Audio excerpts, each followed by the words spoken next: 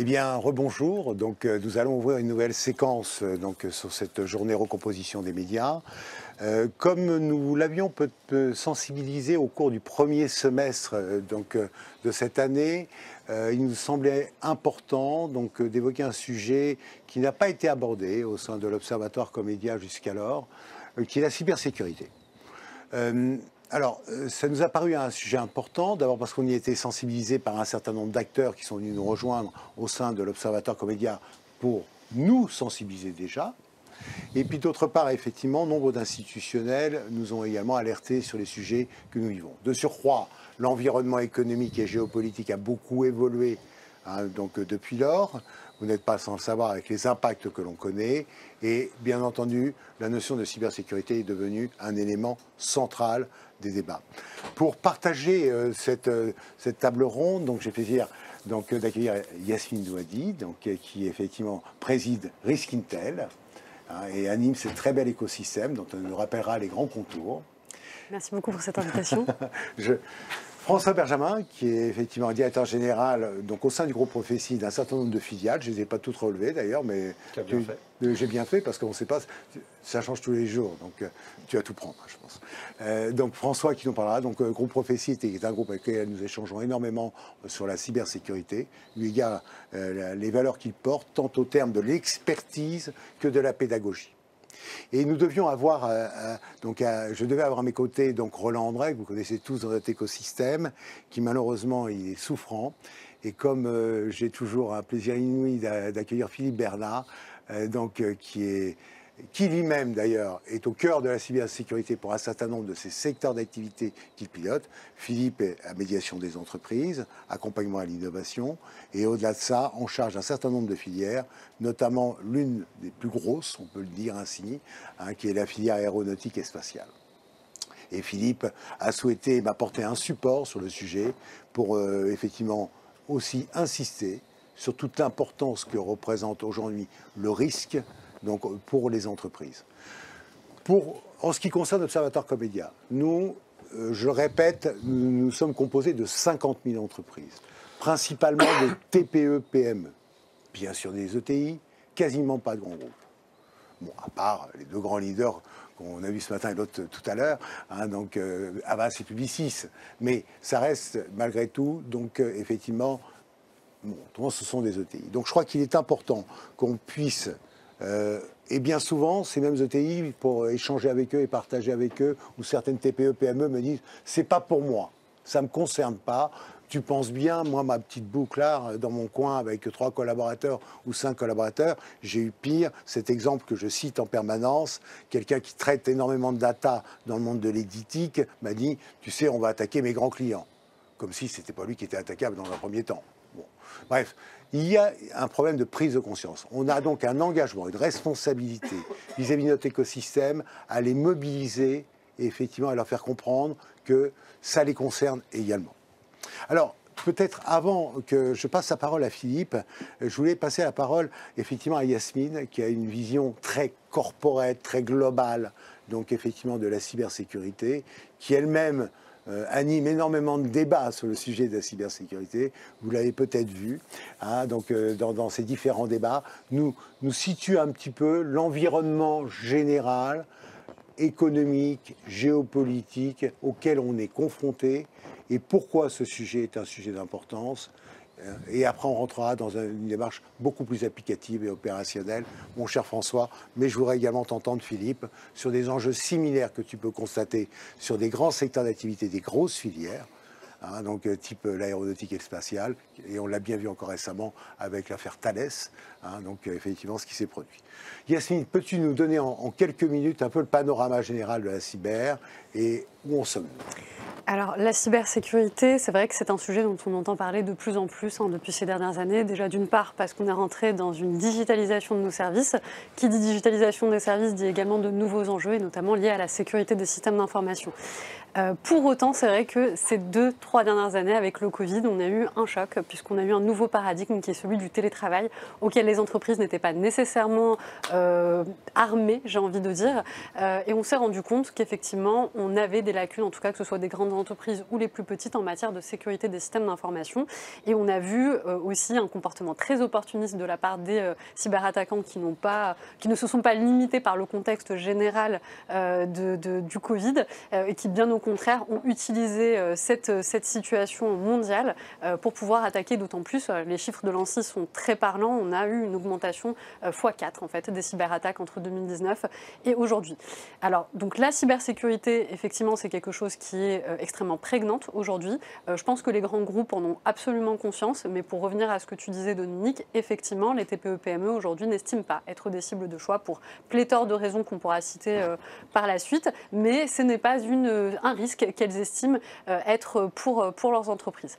Pour aller un petit peu plus loin dans le contexte géopolitique, il est vrai qu'aujourd'hui, on a un contexte qui est celui de la Russie face à l'Union européenne, de la Russie face à la France, quelque part également. Et donc, il y a ce contexte de cyberguerre. Donc, on est en train de rentrer dans un paradigme dans lequel, aujourd'hui, on se positionnerait dans une guerre liée à la cybersécurité. Pour autant, j'aimerais dire que c'est vrai qu'on a beaucoup de projecteurs sur ce contexte géopolitique, mais on a d'autres fractures au niveau mondial. On a d'autres, si vous voulez, attaques qui se mettent en place et qu'il n'y a pas réellement, je pense, à avoir de panique sur ces questions-là, parce que voilà, on a beaucoup de lumière qui est posée sur ce contexte-là, mais les fractures mondiaux en termes de cyberguerre, on en a d'autres. Philippe, alors, bon, effectivement, tu es en charge d'une filière extrêmement importante, extrêmement stratégique hein, donc, pour notre pays, donc, qui est effectivement l'aéronautique et le spatial. Bon, je sais que, bon, en plus, tu es à nos côtés depuis toujours, donc au sein de l'Observatoire. Je rappelle que tu es également à notre conseil d'administration et tu nous sensibilises également sur des sujets qui te paraissent absolument majeurs. Et tu t'occupes aussi un peu de la filière de la communication, aussi un peu de temps en temps pour nous. Mais tu es plus mobilisé par le spatial et l'aéronautique que pour nous. Mais ça, c'est parce que je suis jaloux, hein, c'est pas la même chose. C'est possessif. Assez possessif. Voilà. Non, trêve de plaisanterie, peux-tu nous situer un peu l'enjeu tel que toi tu le lis, tu le vois, et quand on le sait, ces grandes entreprises de l'aéronautique et du spatial ont eux-mêmes une kyrielle donc, de TPE-PME en sous-traitant, puisque aussi ils sont sujets à cette même logique économique. Donc aujourd'hui, ta lecture. Et toi qui as la bonne vision des deux filières, entre autres, et pas seulement. Je vais vous la donner au travers de trois filtres finalement. Celui que j'ai d'être un ancien entrepreneur dans une entreprise innovante où j'ai levé beaucoup d'argent et donc j'étais en relation avec des investisseurs, où on a parlé beaucoup d'actifs, alors d'actifs réels, mais aujourd'hui on va parler encore plus d'actifs immatériels et la certitude que ces gens-là vont chercher à satisfaire sur le fait que leur investissement va être pérenne et ne sera pas mis en risque par quelque chose qui n'aurait pas été prévu et des dispositions qui n'auraient pas été mises en œuvre dans le cadre de l'entreprise. Alors il y a 10 ans ou 15 ans quand je levais de l'argent, la cybersécurité, ce n'était pas trop le sujet. Hein. On parlait d'autres points, alors qu'aujourd'hui, je pense que c'est un sujet absolument incontournable. Également, au travers de mon prisme en tant que médiateur, effectivement, sur la partie innovation entrepreneuriat, mais là je reviens sur le sujet, 1, de l'entrepreneuriat, 2, de l'innovation, puisqu'on revient beaucoup sur le digital. Et donc, on s'expose encore plus à ouvrir ses portes, ses courants d'air, avec du numérique un peu partout, et donc de se mettre en risque avec, j'insiste, ça a été dit, mais il faut bien en prendre conscience, le risque que j'encours pour mon entreprise, pour mon investissement, pour ma vie, quand je suis entrepreneur, parce que son entreprise, c'est sa vie, hein, mais aussi le risque que je prends vis-à-vis de mes collaborateurs, c'est-à-dire, enfin, mes parties prenantes, mes collaborateurs, RGPD, ça fait partie du sujet quand même, tout ça, hein, mais aussi mes clients, mes fournisseurs, mes investisseurs, et donc j'ai une responsabilité par rapport à ça, et d'ailleurs une responsabilité un jour qui sera sûrement judiciarisée, parce qu'on reprochera à chaque entreprise de ne pas avoir fait son travail vis-à-vis d'éléments suffisamment concrets qui nécessitaient de prendre une décision adaptée. Et puis il y a effectivement cette approche au niveau d'une filière, qu'elle soit aéronautique ou automobile ou quoi que ce soit, où effectivement il y a des acteurs qui n'ont qu'une volonté, c'est d'affaiblir, paralyser, neutraliser, escroquer et un appareil industriel et des entreprises à des fins mafieuses, voilà, et qui aujourd'hui, paradoxalement, vont se concentrer sur les gros parce que d'abord ce sont des proies pour eux, il y a un jeu derrière indiscutable, mais surtout sur les petits. Parce que les petits constituent les maillons faibles. Et que dans un monde où on recherche le plus de productivité, de rapidité, d'efficacité, tout a été numérisé, la collaboration passe partout, les factures, les plans de R&D, la prod, Tout passe par le digital. Et si vous voulez mettre en l'air toute une filière, quelle qu'elle soit, vous cherchez le maillon, pas forcément le plus faible, mais moyennement faible, et vous allez paralyser par l'aval et par l'amont une filière entière. Alors, qu'est-ce que je veux dire en disant ça? Un, vous ne pouvez plus l'ignorer, vous avez une obligation de prendre conscience de ça, vous devez adapter votre organisation, vos investissements par rapport à ça, et ça c'est le travail de... Et tu vas nous expliquer ça très très bien, bien évidemment, mais au-delà de ça, il y a cette obligation de considérer l'actif immatériel que représente le digital dans l'entreprise dans sa globalité et de le protéger. Après, il y a la mise en conformité à des exigences qui sont de plus en plus nombreuses, avec la conséquence que ça va avoir sur les relations contractuelles, où demain, vous n'aurez pas un niveau de certification. Alors, on en met tous les jours un petit peu plus. Alors, il y a des normes internationales, très bien, mais il y a aussi des normes sectorielles. Il y a des évaluateurs nationaux, puis des sectoriels. Donc, c'est très compliqué. C'est beaucoup d'argent, c'est beaucoup de temps, mais il faut y passer. Et alors, je reviens sur un point. Mettez-vous à la place d'un chef d'entreprise. Ou en ce moment, sa problématique, c'est de faire du chiffre d'affaires, c'est de gagner des parts de marché, etc. Une démarche de cybersécurité, c'est en dizaines, voire des dizaines de milliers d'euros, pour ne pas dire des petits millions d'euros par-ci par-là quand même, au bout d'un certain temps. Moi, je suis chef de l'entreprise, qu'est-ce que je fais? J'investis dans une machine, j'investis dans une équipe, dont le retour sur investissement va être significatif sur un terme assez court, ou j'investis dans une démarche immatérielle, qui est censé répondre à des risques. Ces risques ont des conséquences que si ces risques apparaissent. Hein, donc c'est toujours le risque. Je prends ou pas l'impasse. Et je fais quoi? J'investis 500 000 euros dans une démarche de cybersécurité ou 500 000 euros dans l'amélioration d'une machine pour être plus productif et générer plus de marge pour l'entreprise. Mettez-vous à la place de ces gens-là en ce moment. C'est extrêmement compliqué. Donc je pense qu'il faut beaucoup d'éducation. Il faut quand même un petit peu de patience. Je pense qu'il faut des gens pour aider cette mobilisation à se faire. Je suis convaincu également, et ça c'est encore une fois ton métier, il faut mobiliser les gens autour d'une démarche collective. Il ne faut pas que la cybersécurité dans une filière, ça soit l'affaire de Paul, de Jacques et de Alain. Non, il faut que ce soit une affaire globale, de façon à ce que la force de l'un se conjugue avec la force de l'autre et que ce soit finalement la force de la filière dans sa globalité, avec des règles qui sont les mêmes pour tout le monde, pratiquement, des évaluations qui sont les mêmes pour tout le monde, des solutions qui sont les mêmes pour tout le monde, de façon à ce que, globalement, tout le monde soit encore plus renforcé et repousse un peu plus l'assaillant. Voilà, donc tous ces sujets-là, ils sont extrêmement préoccupants. Et puis juste pour terminer, je renvoie ceux qui ont un véritable intérêt à tout ça à Place Escange, hein, que préside Charles Battista et puis Sébastien Mouchin-Dôme, où nous travaillons sur ces sujets-là. Et finalement, et c'est mon mot de conclusion, la cybersécurité fait partie d'une problématique beaucoup plus large sur les données de l'entreprise dans sa globalité, sur la e-réputation, sur la valeur de l'entreprise, sur les actifs immatériels. Et finalement, il faut aussi repositionner ce sujet à un sujet de responsabilité du dirigeant beaucoup plus large, de façon à ce que ce ne soit pas qu'un caillou dans la chaussure, mais que ce soit une démarche visant à améliorer la pérennité, la force et la valeur de l'entreprise, et donc l'investissement du dirigeant, de ses actionnaires. Tout à fait. Merci Philippe. Alors, il y a un point en complément, avant de passer la parole à François, qui me paraît important aussi d'être rappelé, parce qu'on a parlé tout à l'heure dans la table ronde précédente de l'emploi. On sait que la cybersécurité est un secteur d'activité qui est en très forte tension en termes d'emploi. Et ça, c'est un sujet qu'il faut là aussi observer avec beaucoup d'intérêt. Comment aujourd'hui, et ça, François nous en dira un certain nombre de points de vue, et également Yasmine, naturellement, aujourd'hui, la formation doit passer aussi sur des métiers de cette nature. Le monde de la communication, comme on l'a tous compris, est quand même très proche du monde du numérique. On l'a bien vu, c'était l'objet depuis ce matin de nos débats, la transformation numérique, et également donc l'impact et le poids des géants. Mais lorsqu'on est dans une industrie type la cybersécurité qui recrute, c'est important de le savoir, alors qu'on sait que dans nos métiers, malheureusement, on va décruter.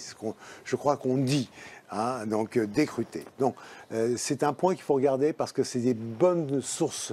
Donc effectivement de développement et de surcroît aussi qui touche à des métiers aujourd'hui, et vous en avez fait la preuve au sein de votre groupe, et je te laisserai la parole, qui touche également à des univers assez proches de la communication, notamment du monde du gaming. vous savez également utiliser cet univers-là merveilleusement bien. On aura l'occasion de l'évoquer ensuite avec Michel Goldjevit lors de notre prochaine conférence. Donc tout ceci, il faut également qu'on l'ait en perspective, parce que c'est un énorme creuset de recrutement potentiel, donc c'est important. On sait que nous, on a malheureusement, on l'a évoqué tout à l'heure, des départs importants dans les entreprises. Donc c'est peut-être aussi un transfert, comme dans tous les métiers du numérique d'ailleurs, par ailleurs. Mon cher François, je suis content de t'avoir parmi nous. Merci.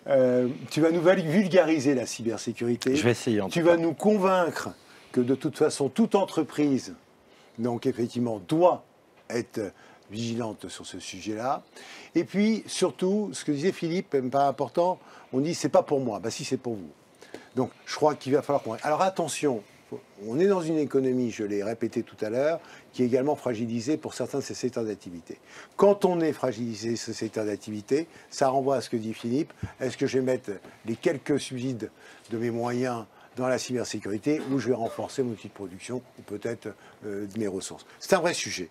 C'est un vrai sujet. Donc, mais pour cela, il me semble qu'il y a aussi des solutions plutôt soft, si je puis me permettre d'exprimer ainsi, qui permet d'avoir accès à des informations de base sur la cybersécurité, qui doit nous permettre, et c'est la dimension donc formation que vous portez au sein de votre groupe. C'est pour ça que nous, on regarde bien sur les aspects experts et l'aspect pédagogique et formation. Ouais, j'ai assez parlé à tout. À toi, mon cher François. Moi, je rejoins tout à fait ce qu'a dit en fait Philippe sur les TPE, les PME. C'est-à-dire qu'elles ne savent pas, elles ne connaissent pas. Certaines pensent qu'elles peuvent être attaquées. D'autres pensent, comme tu l'as dit dans ton exemple, moi, je ne risque rien. Or, c'est pour ça que nous, professionnels de la cybersécurité, on a construit des offres qui vont être adaptées aux TPE, PME, et on est avant tout leurs conseillers. Ça veut dire qu'on va les sensibiliser, on va aussi les former, mais avec des budgets adaptés à leurs moyens pour pas qu'ils ne les dépensent trop. Et je pense que la première chose à faire, il faut que les TPE et les PME fassent d'abord un audit et un test d'intrusion de leur système informatique. Ceci va permettre donc de voir les failles et de voir là où ils sont attaquables. Un audit et un pentest pour une petite entreprise, ça coûte pas très cher. On est en dessous des 10 000 euros. Derrière, il y a un livrable, il y a un rapport qui va sortir, qui va permettre de voir là où sont les failles de l'entreprise. Pourquoi c'est important? Comme l'a dit Philippe, c'est leur business, c'est leur vie, c'est leur métier, c'est leur travail. Il y a des familles derrière, il y a des employés. Pour eux, c'est très important. La deuxième chose, c'est que parfois, ces TPE, ces PME vont être des sous-traitants de grands groupes. Et sans citer de nom, je vais vous raconter une petite histoire. Il y a à peu près 3 semaines, un grand groupe qui est un OIV, donc c'est un opérateur d'importance vitale pour le gouvernement, qui du coup s'est vu avec un de ses fournisseurs de plus de 200 personnes qui n'a pas pu travailler pendant 10 jours. Pourquoi ? Ce fournisseur, qui pourtant avait mis en place des règles de sécurité et des solutions, ce fournisseur a été attaqué. Ce fournisseur, ses sous-traitants vont avec leur propre PC chez ce grand groupe. Donc ce fournisseur ayant été attaqué, le grand groupe a dit « bah non, ils ne viennent plus chez nous ». Et du coup, c'est plus de 200 personnes qui pendant 10 jours n'ont pas pu travailler. Or, ils étaient dans des projets critiques, des projets sensibles de cet OIV. Qui du coup, pour ne pas être infesté et pour ne pas avoir le virus, qu'est-ce qu'il a fait? Il les a laissés à la maison. Donc on peut voir par cet exemple qu'en fait, une TPE, une PME peut être un sous-traitant d'un grand groupe, peut être sous-traitant d'un OIV pour le gouvernement français, et donc par l'attaque, soit pourrait, si ça n'avait pas été vu avant, pourrait infester ce grand groupe, donc c'est bien par une porte extérieure. Pourquoi? Parce que le grand groupe, en général, il a mis, on va dire, toutes les solutions en place, plus il a une équipe de sécurité, il a des fournisseurs comme notre groupe qui vont l'accompagner pour bien gérer sa sécurité. Et au passage, en fait, on a beau mettre tout ce qu'on veut en place, on a beau croire qu'on est sécurisé pratiquement à 100, on ne l'est jamais. On est toujours attaquable. Néanmoins, c'est quand même mieux de mettre des solutions en place que de ne pas en mettre pour se protéger. Donc par rapport à ça, je pense qu'il faut vis-à-vis des TPE et des PME, continuer de les sensibiliser fortement, se faire aider d'associations comme Média, se faire aider par le gouvernement et aussi les former. C'est pour ça que dans notre groupe, on a développé une plateforme de formation en e-learning cybersécurité qui s'adresse à l'ensemble des métiers d'une entreprise. Que vous soyez un comptable, un câbleur, un manager, un board, un technicien, un développeur, un expert en cyber, vous avez dans nos 3 produits de quoi vous former, vous sensibiliser. Alors là, tu mets le doigt sur un point qui est important parce que nous le savons et nous l'avons vu.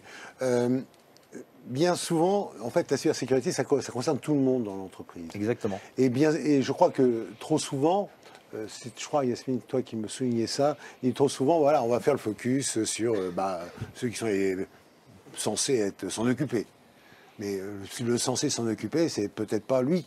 En fait, je crois que Yasmine, qui connaît toujours mieux les chiffres que moi, je crois que c'est 80% d'erreurs de sécurité viennent des humains et donc des employés de l'entreprise, qui s'ils n'ont pas été sensibilisés, s'ils n'ont pas été formés correctement, vont pas voir que c'est une attaque, vont pas voir que c'est un phishing, vont pas voir que c'est une arnaque au président, vont pas voir qu'un organisme, par exemple, va leur demander « envoie-moi ton RIB, parce que moi je suis tel organisme du gouvernement, puis il faut que tu me payes, tiens j'ai changé de RIB ». Bah non, en fait. Comme ils n'ont pas été sensibilisés et qu'il n'y a forcément pas tous les process en place, certaines entreprises, tout n'est pas digitalisé, il y a encore des choses, on va dire, à la main, et moi j'en ai vu encore avec des tableaux Excel, et les attaques peuvent être partout. Et plus la technologie va augmenter, plus les attaquants vont être forts au niveau des attaques. Oui. Avec un commentaire que je préviens volontiers là-dessus, je me remets encore une fois dans une situation de relation client-fournisseur. Moi, j'ai un fournisseur qui a été attaqué, quelle que soit la nature de l'attaque et son intensité. Si c'est juste un petit phishing dans un coin et qui concerne, je dis une bêtise, mais la fonction RH, mais je m'en moque, j'ai perdu confiance. Donc, quoi qu'il en soit, je vais tout arrêter et je vais dire, tant que vous n'êtes pas avec une copie nette, audité, certifié, je ne bosse plus avec vous. Même si c'est dans un endroit sans risque d'un point de vue process. Donc c'est pour ça qu'il faut laisser rien passer. Parce Exactement. Que dès qu'on laisse passer, la confiance est rompue.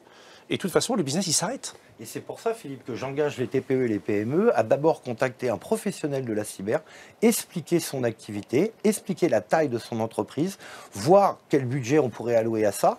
Et le professionnel comme nous, c'est notre métier par rapport à une activité, et j'ai encore eu le cas là avec une entreprise la semaine dernière, de pouvoir voir quel type d'attaque et quel type d'attaquant pourrait arriver. Ensuite, il faut déclencher cet audit et ce test d'intrusion, qu'on appelle pentest en anglais, qui permet tout de suite de voir où sont les failles dans l'entreprise.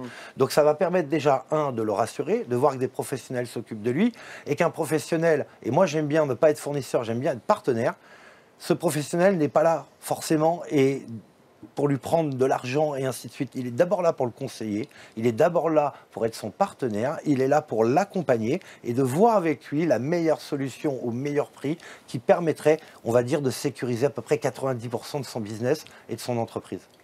Je rebondirai sur ce que vous étiez en train de dire concernant les TPE-PME. Alors effectivement, aujourd'hui, le premier point d'entrée dans une entreprise, c'est des campagnes de phishing. 76% des entrées dans une entreprise se sont faites par une campagne de phishing, autrement dit, par des méthodes qui ne sont pas extrêmement techniques, sophistiquées. Parce que c'est vrai que quand on imagine une cyberattaque, on imagine vraiment quelqu'un derrière son ordinateur avec je ne sais combien d'écrans autour de lui. Pas du tout. Parfois, il suffit juste d'un mail bien fait avec le bon logo, pas de faute d'orthographe. Aujourd'hui, on n'en fait plus. Les gens ont compris qu'il ne faut pas renvoyer des mails avec des fautes d'orthographe pour pouvoir rentrer dans l'entreprise et vous mettre à plat complètement le système d'information d'une société. Mais ce qui revient aussi à dire deux choses, c'est-à-dire que vu que le point d'entrée est d'une simplicité finalement aberrante, on n'a pas besoin non plus d'avoir des gens qui sont formés à la cyber, on a besoin qu'ils soient sensibilisés à la base avant de vraiment rentrer dans des technicalités, ne serait-ce qu'à des choses simples comme reconnaître une campagne de phishing dans un premier temps. Et après, comment réagir? Vers qui se tourner dans l'entreprise? Quel est le point de contact pour faire remonter cet incident? Donc ça, c'est concernant justement les points d'entrée. Maintenant, pour revenir sur les chiffres, comme tu disais tout à l'heure, effectivement, en 2021, on a 33% des entreprises de moins de 250 personnes qui ont subi des cyberattaques. Donc effectivement, il est complètement faux et aberrant que de dire que si on est une TPE-PME, on n'est pas une cible. C'est faux. C'est faux pour 3 raisons, vous l'avez très bien dit. La première, c'est qu'effectivement, on met peu de moyens, puisqu'on pense qu'on est sécurisé, donc on ne met pas les moyens nécessaires à sécuriser son système d'information, ce qui revient à dire qu'on est une cible de choix. Ça veut dire que sur un nombre X de tentatives d'intrusion, on a plus de chances de rentrer chez la TPE-PME que chez le grand groupe qui a mis des millions et des millions. Le risque zéro n'existe pas, mais la probabilité est déjà beaucoup plus élevée. Et puis après, c'est un cheval de Troie, c'est-à-dire qu'aujourd'hui, même si ce n'est pas un grand groupe, il s'avère qu'à un moment ou à un autre, c'est le prestataire de service ou le tiers de confiance ou qu'il est en lien d'une manière ou d'une autre avec un grand compte qu'on peut rentrer par ce biais-là. C'est un cheval de Troie. Donc les TPE-PME aujourd'hui sont concernés de la même façon que les grands groupes et les grandes entreprises. Et je voudrais aussi juste rebondir sur l'emploi que tu évoquais tout à l'heure. Il est vrai qu'aujourd'hui, sur le marché de la cybersécurité, on est en manque de profils. On est en manque de profils et 45% des entreprises aujourd'hui peinent à remplir leurs effectifs.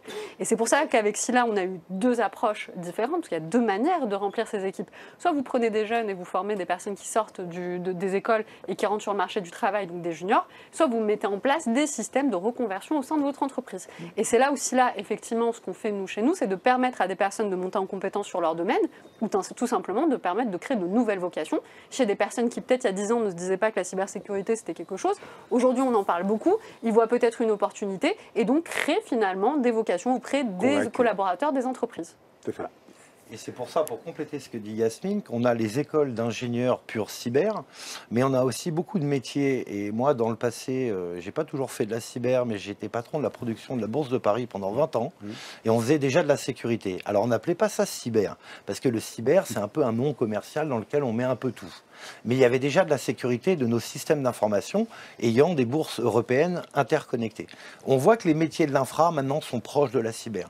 Un ingé réseau, un ingé système, il est obligé de connaître des règles, obligé de connaître les solutions de cyber.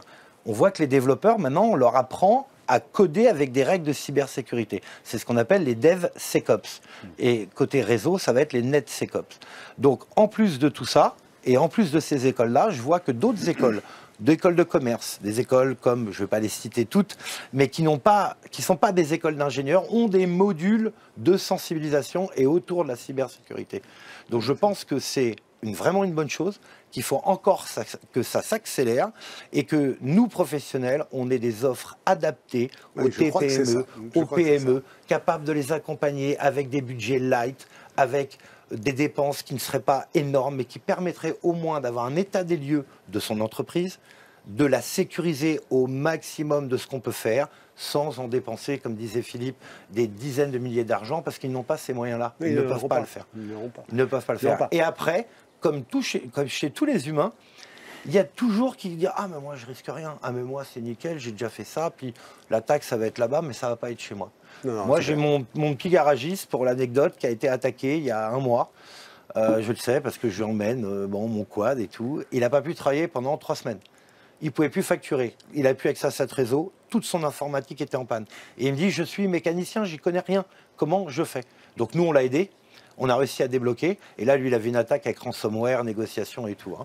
Mais du coup, il a quand même, avant qu'on intervienne, il a payé 15 000 €. Qui, pour un petit garage, c'est énorme. Oui, c'est ça.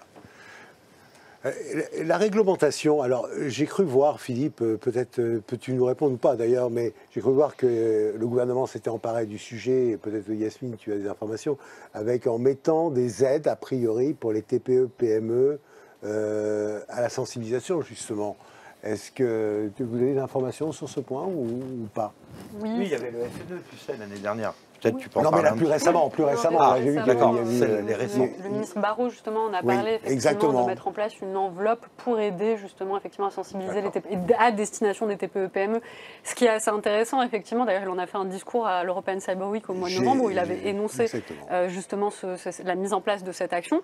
Mais je trouve ça intéressant dans la mesure où ça montre bien l'importance aujourd'hui de la sensibilisation des TPE-PME. Oui, mais encore une fois, moi parfois je suis agacé de toujours ces belles nouvelles, mais on ne sait pas comment ça marche. Donc, et je crois qu'on est dans un environnement, nous, notre écosystème, il est pragmatique. Hein. Donc aujourd'hui, c'est très bien si c'est ça. Mais est-ce pas une des voies complémentaires à ce que tu disais, François, qui est de dire, bien sûr, il faut faire des offres adaptées avec des budgets adaptés, mais si en plus il y a un petit peu de soutien financier d'État sur des sujets qui sont vus comme stratégiques, Philippe, tu hoches la tête. Ouais, je hoche la tête parce que je pense que ce n'est pas que l'affaire de l'État, cette histoire. Mais je crois que c'est plus compliqué que ça, que l'État initie une dynamique, vienne sécuriser, protéger les entreprises, c'est une paire de manches. Mais je pense que c'est aussi avant tout un problème de filière. Moi, je pense que l'État peut être présent, ok. Mais d'abord et avant tout, c'est un problème de filière. Parce que le problème d'une entreprise vis-à-vis de sa propre responsabilité et vis-à-vis de celle qu'elle entraîne auprès de ses clients et de ses fournisseurs, c'est bien au sein d'une filière. Alors oui, bien sûr, il faut traiter les gens qui sont dans un cadre un peu plus, entre guillemets, artistique ou artisanal et qui sont moins dans des filières. Alors ça, l'aide locale, publique est tout à fait adaptée. Mais sinon, il faut absolument, en fait, tu nous renvoies à notre responsabilité. Penser filière. Il faut penser filière. C'est opérationnel. Et quand je dis penser filière, ça veut dire qu'il faut mobiliser aussi la solidarité de l'ensemble des acteurs autour de ce sujet-là. Donc abonder sur ce que le gouvernement est capable de mettre, mais encore une fois, de le penser dans la culture de la filière. Oui, parce que si on rend toutes les entreprises cyber-défendues, mais à leur sauce, alors qu'elles ont besoin d'être cyber-défendues à la sauce de la filière, on passe à côté de quelque chose. Oui, moi, je pense qu'il faudrait vraiment travailler pour la plupart des entreprises, encore une fois, pas toutes, mais dans une logique de filière, en mobilisant les locomotives de la filière, mais tous les acteurs, et avec évidemment, si l'aide de gouvernement ou de crédit d'impôt, que sais-je, vient faciliter les investissements, pourquoi pas. Mais encore une fois, moi je pense que c'est avant tout un problème de filière, parce que c'est un problème de confiance et c'est un problème de relation client-fournisseur. Oui, c'est ça. Et il ne faut pas se dégager de cette lecture et de cette responsabilité.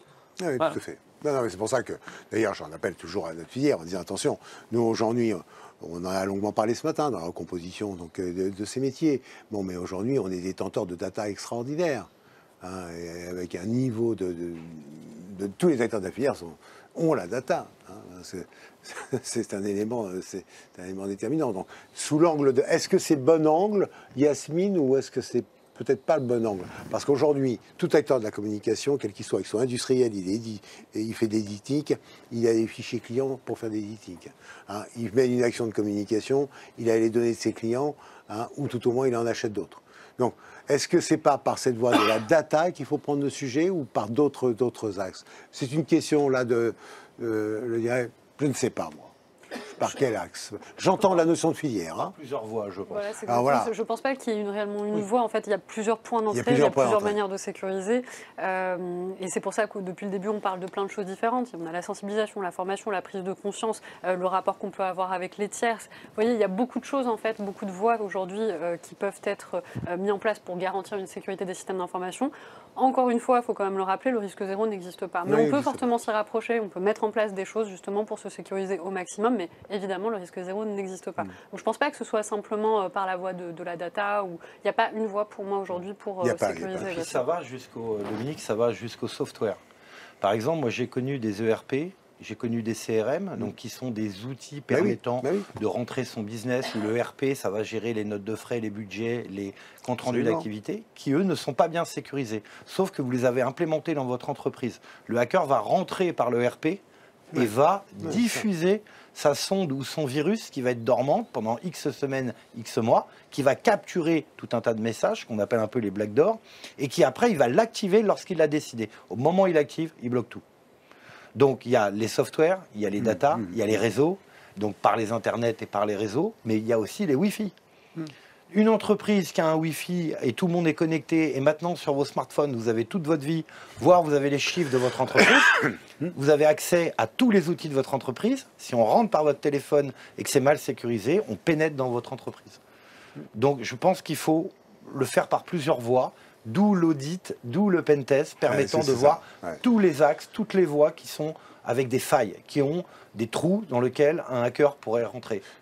Petit hacker ou grande société de hackers, puisqu'il y a aussi des grandes sociétés, et on parle beaucoup en géopolitique de la guerre en Ukraine, certes, mais il y a aussi, comme disaient tous les attaquants qui sont des malfaisants, qui sont des voyous, qui sont organisés de tout un tas de pays. Regardez toutes les arnaques qu'on reçoit en ce moment qui viennent de certains pays sur... vous êtes convoqué à la police, vous êtes pédophile, il y a le CPF, on n'arrête pas d'en recevoir, c'est toutes les un quart d'heure. Ça n'arrête pas, ça n'arrête pas. Je voudrais ajouter à ce que tu viens de dire également un point, c'est, on prétend que, quelle que soit la démarche qu'on met en œuvre, on va être résistant à toute attaque, c'est juste illusoire. En revanche, je pense qu'il faut également travailler sur la capacité de réaction, c'est-à-dire il se passe quelque chose, c'est quoi le plan B, et en combien de temps je suis capable de réinstaller un niveau de service avec un niveau de sécurité, bien sûr, démontré, de manière à ce qu'on puisse, je reviens dans le logique de filière, dire j'ai été attaqué, d'accord, mais je sais qu'en 3 jours, j'ai mon PA, mon PCA, mon truc, mon machin, bref, je me remets en condition d'exploitation vis-à-vis de vous, mon client, et vous de mes fournisseurs, dans une configuration a priori sécurisée, ça restera à démontrer, mais au moins, je sais vous expliquer comment je réagis. La pire des choses, c'est l'imprédictibilité de ce qui va se passer. Hein, les chefs d'entreprise, quels qu'ils soient, ont besoin de savoir à l'état 1 ce qui va se passer à l'état 2 et de maîtriser tout ce qui va se réaliser. Donc, je sais démontrer que si je me fais choper, eh ben, je sais réagir vite et de façon efficace.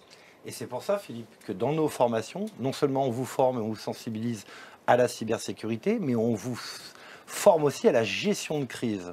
Donc ça veut dire, j'ai une attaque, comment je vais gérer la crise du patron tout en haut jusqu'à l'employé qui va, par exemple, être le chauffeur ou le livreur. Donc la gestion de crise permettant justement d'avoir un plan de continuité de service et de pouvoir avoir une reprise de son activité dans les meilleurs délais en toute sécurité. Ça, c'est comme dans le sport. Si on ne s'entraîne pas, si on ne le simule pas, si on ne le fait pas régulièrement, eh ben, on ne sait pas le faire. Parce que le jour où ça arrive, comme c'est en vrai, on a le stress, on a la peur en plus. Et dans les simulations, on va simuler à peu près jusqu'à 90, voire 95%. Il y a toujours des cas de figure, par exemple des transferts de fichiers en réel, qu'on ne va pas pouvoir simuler dans ces exercices de simulation. Ouais, donc il y a ces facteurs-là qui vont rentrer en jeu. Le facteur du gars qui est stressé, le facteur de l'ingénieur qui est aux commandes, qui jour-là il est malade. Ah, comment on fait? Donc le plan de continuité de service doit intégrer la gestion de crise, le plan de reprise, ce qu'on appelle un peu dans les grosses productions les disaster recovery, et ça doit être un entraînement, une simulation pratiquement tous les mois, tous les 2 mois, avec une équipe qui va prendre en charge cette gestion de crise et accompagner l'entreprise. Voilà. Moi, je vais rajouter un point, c'est mon côté pour la gratter que tu connais, Dominique. Moi, je me pose une question. Combien vaut une donnée non sécurisée? Combien vaut une donnée sécurisée? Je ne sais pas, hein, je pose une question, mais ça serait intéressant d'y réfléchir. À combien je suis prêt à payer une donnée sécurisée? Là, je vais répondre un peu brutalement. D'abord, moi, je ne sais pas, donc je réponds très simplement. J'ai l'impression qu'on est très nombreux à ne pas savoir, si tu vois ce que je veux dire. Non, mais la valeur qu'on pose entre la question une donnée... déjà. Qu'on pose la question, parce que je ne suis pas sûr que la question était posée comme ça. Autrement dit, est-ce qu'on est prêt à payer un critère de qualité supplémentaire qu'on va associer à la donnée, qui est un niveau de sécurité démontré. Oui. Ma donnée et mon service ne vont pas générer chez vous de comportements non hostiles. Je suis prêt à le payer ou je ne suis pas prêt à le payer? Donc déjà dans un appel d'offres, évidemment, dans quelques temps, les acheteurs vont te dire, voilà, si tu n'es pas ISO, machin, tu rentres pas. Tu rentres pas. Ah, mais ça, c'est une certitude. Voilà. Enfin, il y a aussi ceux qui sont déjà là, c'est pas si facile que ça. Mais l'entreprise qui va mettre un investissement significatif c'est pour ça que je reviens sur ma logique de filière, dans sécuriser son système, est-ce qu'elle pourrait assez naturellement discuter avec ses clients pour dire, acceptez-vous de la payer un peu plus cher, ma donnée, ou acceptez-vous de payer un peu plus cher mon service? Parce que voilà ce que j'ai mis en œuvre de façon supplémentaire, dans mon intérêt propre, parce que c'est mon actif immatériel à moi, encore une fois, et bientôt des obligations sur lesquelles j'ai des responsabilités. Mais vis-à-vis de vous, je vous procure un niveau de sécurité. Est-ce que vous seriez prêt à en prendre une part?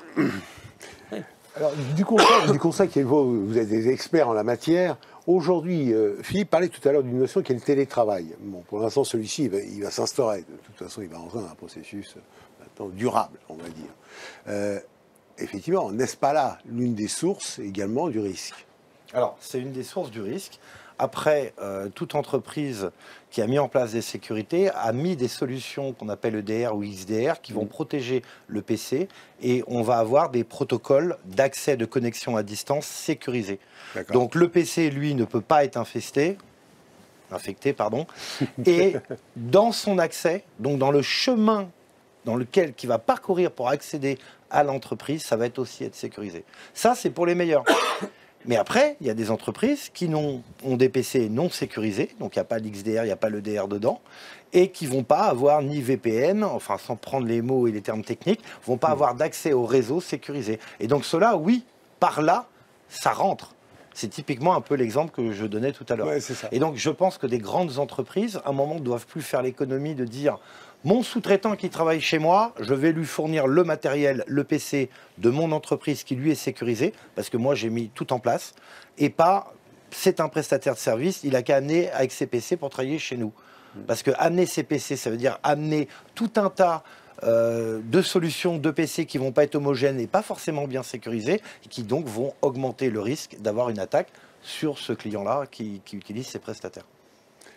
Yasmine, dans tes conférences que tu opères, donc effectivement, avec toujours des gens de très très haut vol, qu'est-ce que tu en penses? Parce que voilà, on sait que les grandes entreprises, les grands ténors de la cybersécurité dont vous faites partie indéniablement, mais qu'est-ce que tu en penses de ça? Qu'est-ce que tu ressens, toi, à l'aune des différentes conférences, des meilleurs experts sur la matière ou des meilleurs utilisateurs?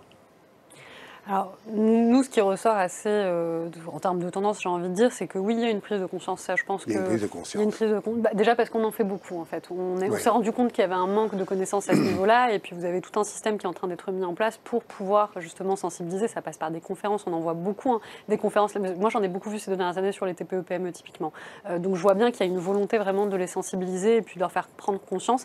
Et puis, au-delà même de la sensibilisation et de la volonté de leur expliquer un petit peu quels sont les risques. Vous avez les cas concrets, comme je vous le disais, on a 33% des entreprises de moins de 250 personnes qui ont subi des attaques. Donc quand on subit une attaque, on ne peut plus vraiment être aveugle face à ce risque, on est conscient qu'on est une cible.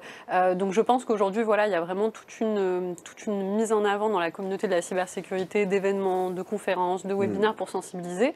Donc vous avez plein de gens extrêmement compétents qui veulent venir sur des plateaux pour en parler, donner de leur temps pour raconter même leur crise et raconter comment ça s'est passé dans leur société, donc témoigner quelque part. Oui. Donc il y a bien vraiment, je trouve, un gros rassemblement à ce niveau-là. Donc sur cette question-là, pour moi, c'est assez indéniable. Après, évidemment, je pense qu'il y a d'autres choses en cybersécurité qui peuvent être intéressantes d'être mises en avant. On en avait parlé un petit peu lors de notre dernier échange avec toi, Dominique, qui est celle de, OK, donc on sensibilise, les gens vont se former, vont monter en compétences en cyber, mais il faut aujourd'hui également avoir des questions beaucoup plus tournées vers les entreprises, c'est-à-dire il faut permettre aux entreprises françaises de sécurité de pouvoir s'épanouir et d'avoir une souveraineté en termes de cybersécurité pour nous, parce que ce sont des thématiques qui sont extrêmement sensibles. Et donc alors, qu'est-ce que tu veux dire là? Qu'est-ce que tu as dans la tête là? Parce que tu n'as pas été au bout. Non, sans nécessairement. Ça veut dire aller, quoi? Sans nécessairement. Voilà, c'est la souveraineté. Oui, effectivement, c'est de la souveraineté. C'est-à-dire qu'on est en train de parler.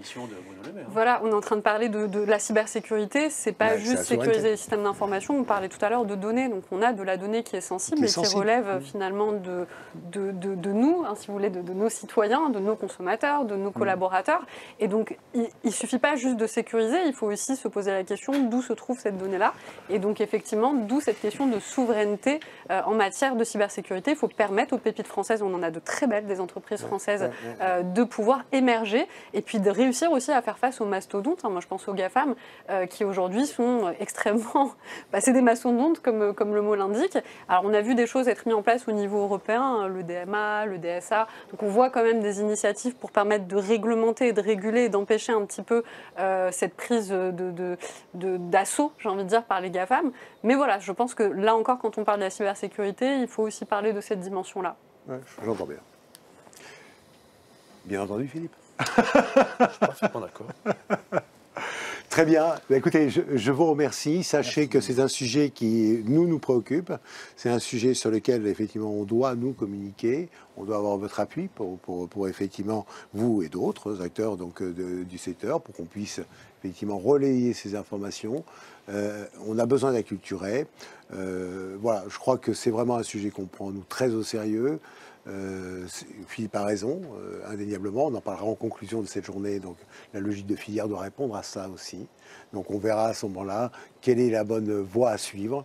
Et on reviendra aussi vers vous pour nous aider à construire ces bons éléments de langage qu'on n'a forcément pas, donc les uns et les autres. Merci. Avec grand plaisir, Dominique. Merci. Merci encore à vous. Merci à toi.